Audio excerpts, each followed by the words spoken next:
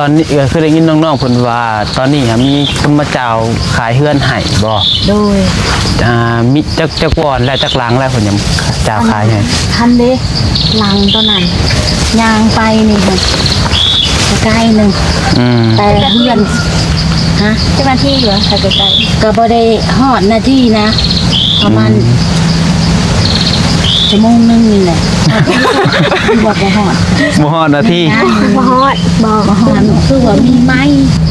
ทางเทิงหันหลังคาไม้ตามเบิ่งค่ะโดยแต่เพิ่นจะขายเท่าไหร่ตัวน่ะตัวนั้นหันเพิ่นจะขาย200,000ถ้วนคือ200,000 200,000ทวนแสดงว่าตอนนี้มีจักหลังแล้วที่ว่าเพิ่นมาประกาศนะซี่หั่น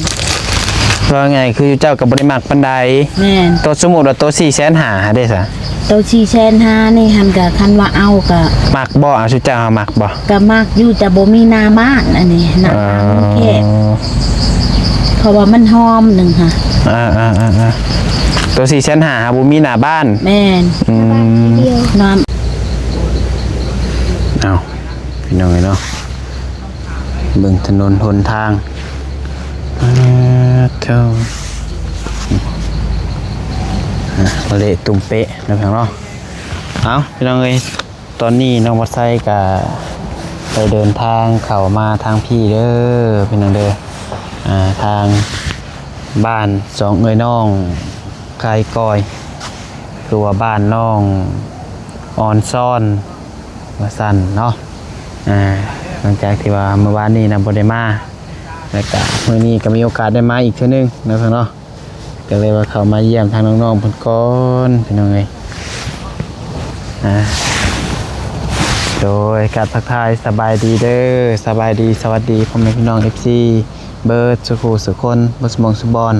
บ่ว่าสิอยู่ฝั่งลาวฝั่งไทยและก็อยู่ทางต่างประเทศเนาะและยินดีต้อนรับเข้าสู่ช่องสายกกสายบุญอีกแล้วพี่น้องเอ้ยพบกันกับน้องปัดไซพี่น้องเนาะไปพี่น้องเอ้ยเดี๋ยวจังได๋ก็เข้าไปหาทางน้องปลาจังได๋อยู่บ่สบายดีเด้อบ่าวตากับน้องเบลมานำกันพี่น้องมื้อนี้เนาะยุ่งถ่าปะนะคือว่าสิแปลวเครื่องน้ำเพิ่นอีกบ่น้องนิวว่าทำสิไปนั่นให้ไปหับเครื่องอยู่เดินบินนี่แหละสนามบินเครื่องมาแต่ไสน่ะไม่ถามซ้ำก็ยังงงเอาเครื่องไปแจกนี้ตัวมีคนฝากเครื่องมาแต่ว่าสนามบินก็บ่เคยไปเครือได้บ่จักอีกได้เขาเคยไปอยู่เทื่อนึงบ่จักสนามบินตัวบ่แม่นสนามบินนั่นสนามบินเก่าติสนามบินตัวเดินบานน่ะบ่จักบ่เราเว้าผูกไปทางงามผูกงามทางอันเสนา1ฮะเสนา1นะนี่มีสนามบินเดียวติจังหวะก็บ่ฮู้คือกันเราว่าไปทางเสนา1นั่นแหละให้บ่จักคือกันแต่จับ GPS ไปได้อยู่เพราะว่าช่วงนี้ก็คืออะไรอย่างเนาะภัยน้ำท่วมทีมงานก็กำลังระดมเครื่องคองเตรียมไปซอยตามหมู่บ้านเนาะแต่ว่าเฮาก็ยังบ่ได้มีว่าสิไปบ้านใดยังบ่ได้มุ่งขนาดเนาะแค่แบบว่ารวมครัวคองแล้วก็สิพากันไปแจกยายพี่น้องเนาะซอยซั่นซะความเหมาะสมโดยกะพังเบิ้งพี่น้องปัดไซก็ว่าอยากไปอยู่พี่น้องเอ้ยกะแท็กซี่แนวใดเบิ่งกันตัวจริงอยากไปซอยทางแม่นทั้งหลายมืออยู่พี่น้องเนาะอยากไปซอยทางพี่น้องผู้แรกรักก็คือตายนะพี่น้องคือแข้งสวรรค์เขตเฮานี่ก็ยังพอแห้งแล้วแม่นหลายแห้งทั่วทีบบ้านละหาน้ำกับป๊อทูปากซองละหาน้ำมีท่วมเขตซิโนอยู่หลายสิรอดเพราะซิโนบ่ค่อยมีเซเพราะตอนนี้ทางไอเตียงบอกเขาไอเตียงกับบอบบี้กำลังไปเอาเครื่องโทรมาบอกเมื่อกี้นี้เนาะกำลังไปเอาเครื่องเตรียมสิไปแจกยายนั่นแหละพี่น้องเลยเห็นว่ามันหลายคนเนาะไปซอยกันคนละไม้แม่คือว่าตาผลก็มีรถเนาะมีรถผลกับไปต่างไปแก่ซอยกันพี่น้องเลย คือเฮาก็มีอยู่แต่ว่าเป็นรถสเล้งแต่ว่ามันกลับไปได้แต่แถวใกล้รถพ่ออีกนะก็เวลาไปตลาด เอาเรือแห้งเข้าไปแล้วช่วย มีแต่เรือแห้งน้ำจิตน้ำใจ โดย แต่เฮาก็อยากไปพี่น้องเนาะโอเคสาเดียวจังหวะกันเนาะเดี๋ยวเขาไปหาทางน้องๆเพิ่นก่อนโดย สบายดี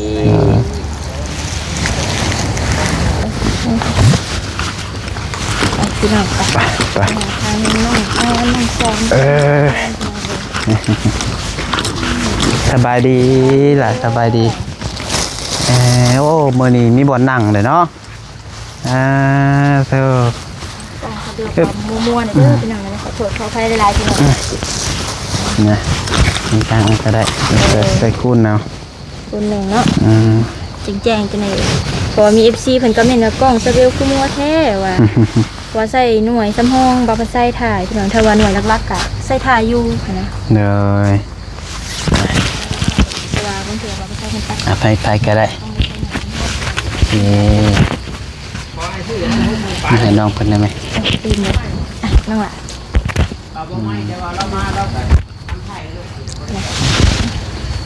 ชื่อไอ้ได้อยู่บ่ไอ้ชื่อหยัง คือ เห็นดอ เอ้ยได้ซาจือบ่ เบล โอ้ยน้องจือเอ้ยไอ้ซา มีผู้หญิงมาหาจากคนแล้วมีแต่เบลแต่ว่าผู้ชายเด้ หลายคน ชายหลายโพดเด็กเอ้ยผู้เดียว กินข้าวกินน้ำแล้วบ่ฮะ ยังกันเถียงยัง ตอนเที่ยงยังบ่ได้กิน ตอนเช้าได้สากินข้าวกับหยังดีบ่ เรื่องมี เรามีกิน ต้มมีช่วงนี้คนเขามาหาหลายบ่ หนู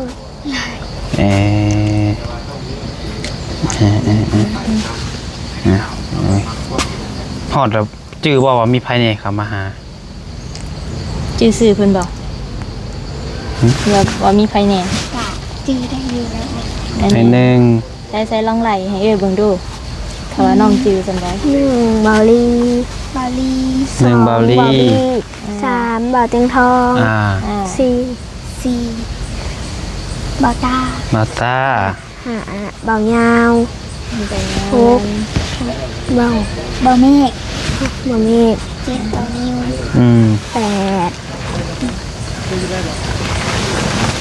8 บาตู 8ประตูน 9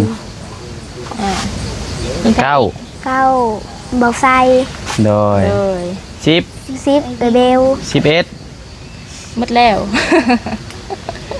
เดินละบ่ หมดแล้วบ่หรือว่ามีไผอีก บาจัน โอ้มีบ่อจันมาแล้วเนาะ บาจันเลยค่ะ12 บาเศษ ก็ว่าง่ายก็หลายเติบเนาะ 10 แต่นี่ก็ยังบ่เบิดดับให้เรายังบ่เบิดเฉพาะทีมงานนี่ก็ได้ แม่นหลายกว่านี้อีกทีมงาน สาวเบลยิงผู้เดียวพี่น้องมาหาทางน้องๆเพิ่นก่อน เป็นแนวใดซะหลังจากที่ว่าทีมงานอ้ายเขามาหาเพิ่นมีไผเข้ามาแจ้งข่าวดีหยังแหน่บ่ยังบ่มีแต่ว่าได้รับการช่วยเหลือแน่แล้วเนาะได้หยังแน่แล้วเพิ่นซื้อมาให้มีหยังแน่ เขา หนึ่งข้าวของกิน ขนม มี มี น้ำ ไข่ เออ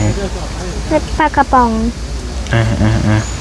แล้วก็คือเห็นเบาลีมามอบเงินให้นำบ่ โดย เบาลีมอบให้เท่าใดอะนะ เมื่อคืนนี่ โดย 2 ล้าน 2 ล้าน เนาะ แล้วก็เท่าใด ล้าน คือว่าเห็น2เทื่อบ่ อีกทั้งหาแล้วก็อีกทั้งหากา3 แสน 50 มีแต่เบาลีบ่มอบเงินให้คือมีภายใน ตังเบาลีแหละเบานิว เบาลีเบานิวเนาะ 2คนบ่ล่ะคือว่าเห็นไอ้นิวซื้อเครื่องนักเรียนมาให้บ่ เนาะแล้วเก็บให้แล้วเก็บอยู่ทาง ให้ ไหน บ่ โดย แม่นบ่สินที่ว่าน้องยังก็น้องยังก็หลายลืมซื้อแล้วน้องออนแม่นบ่สิน โดย ใส่ได้อยู่บ่ซะน้อง ใส่ได้ บ่ดีเลยเนาะ บอนิวก็เอาเครื่องนี้เฮียมาให้ทางน้องอ้อนน้องซอ ให้เขาไปนั่งน้ำน้องเพิ่นก็ได้ไป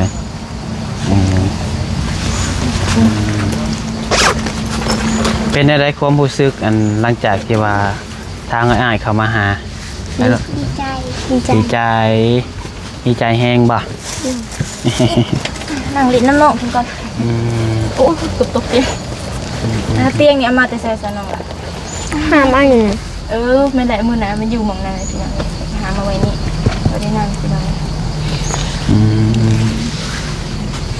ดีใจแห้งเนาะ ยังไงเพิ่นเข้ามาหาตลอดอยู่บ่มีแต่คันเพิ่นเข้ามาหากะให้พากันรักษาคุณงามความดีไว้เด้อบ่ขี้ดื้อเด้อ โดย แล้วก็เป็นคนเป็นเด็กดีรู้จักอยู่บ่คนดีเป็นแบบใดเป็นแบบใดฮะ ฟังความพ่อแม่ ทางความพ่อแม่แล้วก็ มียังอีกแต่ว่าน้องๆจื้อได้มียังอีก เรียนหนังสือเก่ง มีอีกบ่ กันไปหลักกันเอาเงินของคนอื่นมาเป็นของตัวเองนี่ดีบ่ บอก กันหาเงินได้ตัวเองได้ดีบ่ มี มีแต่ว่าอันใดอันบ่ดีแล้วบ่ต้องไปเฮ็ดบ่ต้องไปใกล้เด้อ โดย เฮ็ดแต่แนวมันดีๆ ตอนนี้นี่ยังบ่มีไผมาแจ้งอีหยังเนาะ โดย เพิ่นมาแจ้งเรื่องที่ดอกที่ดินเงินสมทบที่ดินยังบ่มี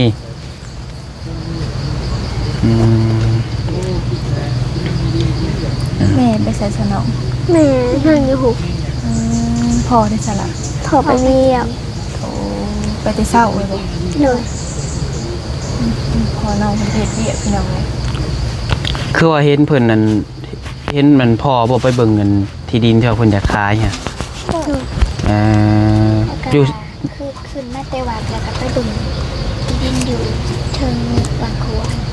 บางครัว บางครัว เพิ่นอยากขายเท่าไรนั่นน่ะฮู้อยู่บ่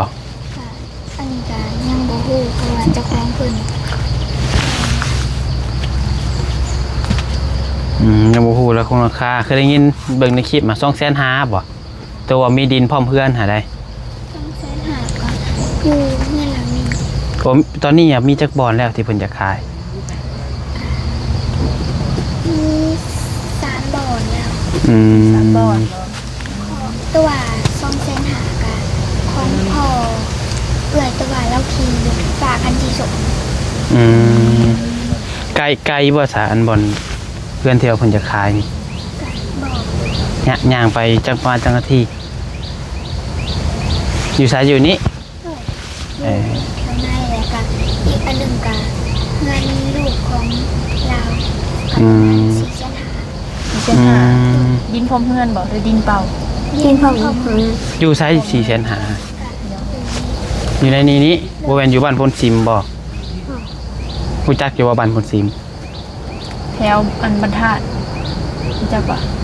ย่านว่าลางเดียวที่ว่าเพิ่นนั้นประกาศขายตอนนี้ที่ว่ากำลังเป็นประเด็นอยู่พี่น้องเนาะเรามาใส่ก็เห็นในคลิปสบุญดอกเครือน้องมีน้องไม้คือว่าประกาศขายว่าซั่น 450,000นะครับแต่ว่า อันนี้ก็สิเป็นเอื้อยตัวขี่ไปฝากคันที่สมเรามาบอกวันเสาร์เนี่ย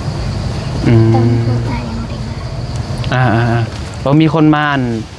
บอกอีกว่าเพิ่นอยากขาย450,000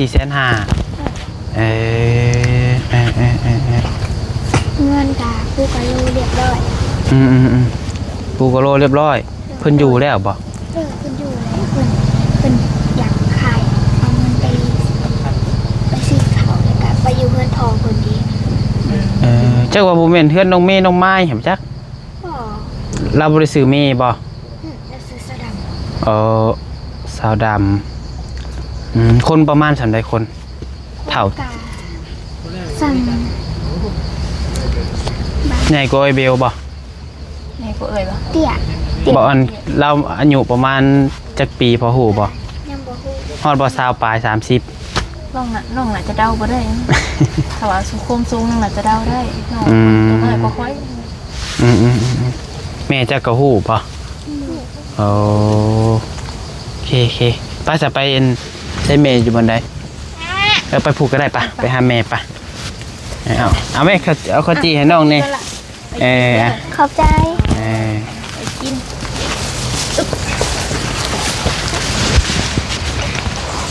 ไป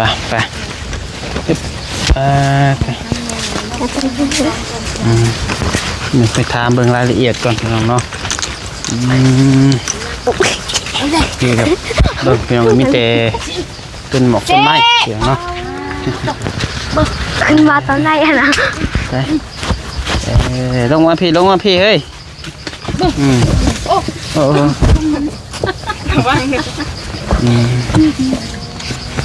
สบายดีเด้อไม่เด้อ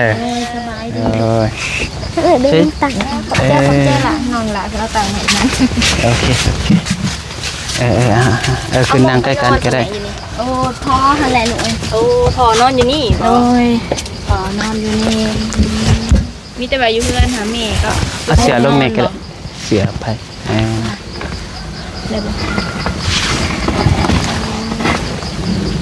โอเคอันนี้บอลพอนอน โดย บริโนอนนำกัน บ่เพิ่นบ่นอนเพิ่นว่ะเพิ่นลงมานอนดูพี่ เป็นยังคือบนอนสมัยนี้เธอ เพิ่นบ่อยากนอน เวลาฝนตกแรงมันหัวเลยมันบ่พอกัน ลงนอนดูพอกันเนาะ แม่ ลงพอกันหัวเด็กน้องหัวลายอยู่นี่ เพิ่นก็เลยลงมานอนดูพี่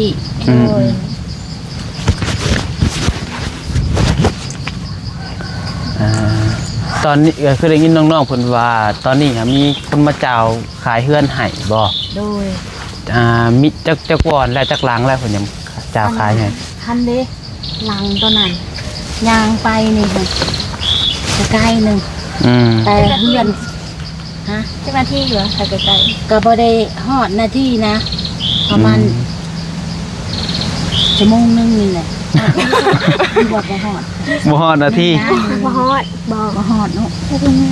บ่ฮอดนาทีแต่ชั่วโมงนึง ดำนี่นะนี่เพื่อนชาวด ๆง่ายๆก็ใกล้ๆนี่เนาะ บ่อัน ำนาทีนึงนะ โอเคเดย ยางไปก็ฮอด แล้วก็เจ้าดำนัดเจ้าขายให้เรา บ่ตอนนี้เพิ่นมาเจ้าขายให้จักหลังแล้วเพิ่นมาเจ้าขาย อันเพื่อนเก็อยากขายแต่ขายมันก็แพงโพดนี่เพื่อนนี่หันเพื่อนตัวนางเพื่อนมาขายเมื่อกี้นี่เพื่อนเจ้านี่หันเพราะว่าเพื่อนฮักกะเฮ็ดเพื่อนทาสีเรียบร้อยเบิดแล้วไม่ยังครบเบิดมีปืนมีไผ่เบิดครบเบิดน้ำนี่มีเบิดเพิ่นอยากขายเท่าใด400,000บ่ 450,000 บาท แม่น คือเพิ่นเฮ็ดแล้วประมาณจักเดือนแล้วซะ เพิ่นฮักกะมาอยู่นะเพิ่นฮักกะมาเฮ็ดบางนี่นะยังบ่ได้ฮอดปีซ้ำนะเพราะว่าชีมันยังใหม่อยู่เฮือนนะ ยังใหม่อยู่เนาะ แม่นเพราะว่าเพิ่นฮักกะขึ้นบางนี่นะบางเดือน11เดือน12ปีแล้วนี่และบ้านนี้เฮือนพอหั่นแหละอันนี้หั่นเพราะว่าเพิ่นอยู่แล้วเพิ่นอยู่แต่เฮิงแล้วแต่เฮือนหั่นบ่ได้ทาชีบ่ได้ย่างพอทอดแต่ว่าเพิ่นก็โบกก็ยังบ่ได้โบกแต่มีพื้นมีไผ พูดกับลูกอะยังไม่ได้พูด กะโหลปูกะโหลก็ยังบ่ได้ปูแต่อยู่ในหันแม่เนี่ยยังบ่ฮู้เพราะว่าเห็นแต่อยู่นอกคันอยู่ในหันว่าบ่ฮู้ว่าชาวปูนบ่หรือชาวไม้อันนี้หันแม่ยังบ่ฮู้แต่ว่าทางเทิงหันคือว่ามีไม้ทางเทิงหันหลังคาไม้ตามเบิ่งค่ะ โดยแต่เพิ่นจะขายเท่าไหร่ตัวน่ะ ตัวนั้นหันเพิ่นจะขาย200,000ถ้วนคือ250,000 200,000ทวน แสดงว่าตอนนี้มีจักหลังแล้วที่ว่าเพิ่นมาประกาศขายให้นี่ เพิ่นมาจ้าง กับเพื่อนลูกเช้าเพิ่น เป็น2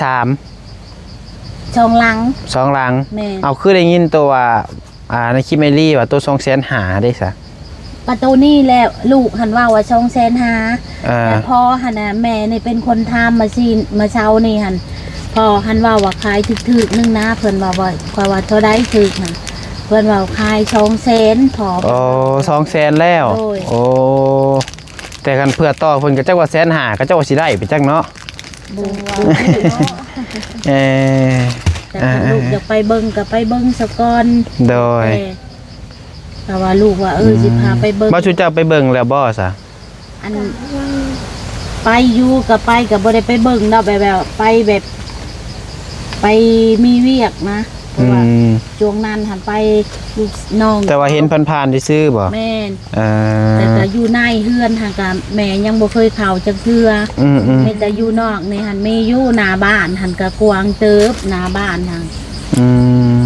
โดยโอเคกันว่าลูกว่าอยากไปเบิ่งก็ไปเบิ่งก่อนโดยแต่สมมุติว่าตัว200,000นี่ชูเจ้ามักอยู่บ่สมมุติว่าชูเจ้ามีเงินซะสมมุติว่าชูเจ้ามีเงินแล้วชูเจ้าสิไปซื้อนี่มักอยู่บ่คันมันบ่มีก็พอเอาอยู่แต่ก็เพราะว่ามันก็บ่ปานใดแลมันแบบส่งมาเดินอยู่แต่มันแบบมันบ่ได้ถึกหั่นนะมันบ่ได้งามแบบในสายตาหั่นนะแบบซี่หั่นว่าไงคือเจ้าก็บ่ได้มักปานใดแม่นตัวสมมุติว่าตัว400,000หาได้ซะตัว400,000นี่หั่นก็คันว่าเอาก็มักบ่เอาชื่อเจ้ามักบ่ก็มักอยู่แต่บ่มีหน้าบ้านอันนี้หน้าบ้านมันแคบเพราะว่ามันหอมนึงค่ะตัว400,000หาบ่มีหน้าบ้านแม่นหน้าบ้านน้อยเดียวนึงเพราะแต่ว่าทางย่างซื่อๆนะอันนี้บัดโต200,000นี่หั่นบัดกว้างอันนี้หน้าบ้านทางกว้างและเพิ่นเฮือนทางก็สมมุติว่าคันว่าเฮ็ดไม้ก็สิได้ลายห้องเติบนะคันว่าเฮ็ดไม้นี่ค่ะโดยแต่ว่ามีแต่ว่าพังเบิ่งเนาะตอนนี้มีคนมาจ้าวให้มีหลัง200,000ทั้งดินทั้งเฮือน200,000เนาะแล้วก็มีอีกหลังหนึ่งหลังที่2 450,000ของเฮือนตัวนี้ก็เนาะแม่คือว่าง่ายล่างตีนขึ้นอยู่เนาะโดยป้ามีแต่ว่าเดี๋ยวจังว่ากันซะเนาะเดี๋ยวถ้าเบิ่งตัวจริงพี่น้องเอ้ยพอมื้อนี้น้องใส่กับข้าวแน่พี่น้องเอ้ยข้าวไปเวียกแน่เดี๋ยวจังสิมาเยี่ยมใหม่เด้อเดี๋ยวจังได๋ก็สู้ๆเด้อขอบใจเอื้อยเด้อเด้อสุขภาพแข็งแรงผมเจ็บบ่ให้ได้ผมใครบ่ให้มีให้นำให้ลูกเวียกงานการก็ให้เดินไปมื้อหน้าหาเงินหาทำกับชมกับบุญบาปปรารถนาได้ไปกลับป้าก่อนเด้อมื้อนี้เด้อโดยสบายดีนำไปไปพี่น้องเนาะตะกี้นี่พากันเป่าถ่านอยู่ในนี้เนาะได้ทีละจักสอบถ่านนี่